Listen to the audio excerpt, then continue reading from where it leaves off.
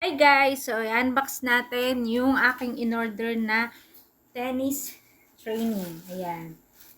Alam niyo yun, yung kahit na wala kang partner o kalaro, ay makakapaglaro ka. So, ayan. Buksan muna natin. Sobrang mura lang ito guys. Bumili rin ako ng pickleball set. Sobrang naman ng ano. Wait lang at ating bubuksan. Extra yung isa.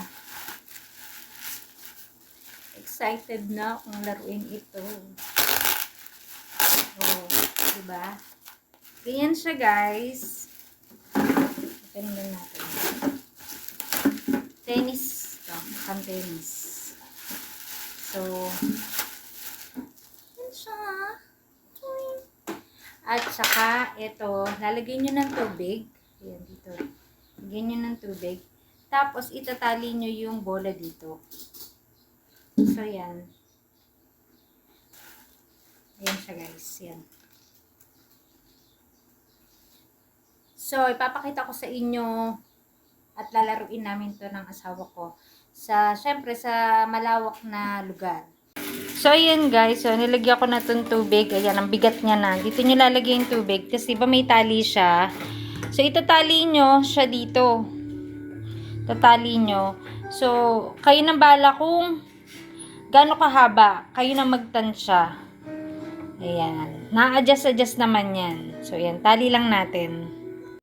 So, yan guys, ito kami sa aming covered court dito sa subdivision namin. Yan, laro kami ng asawa ko. At ang sarap niyang laruin guys. Hindi mo na kailangan ng kalaro. Then, after nyan, pickleball din kami. So, ayan o, nag-enjoy yung asawa ko. Sobrang nag-enjoy kami dito. Para kami mga bata.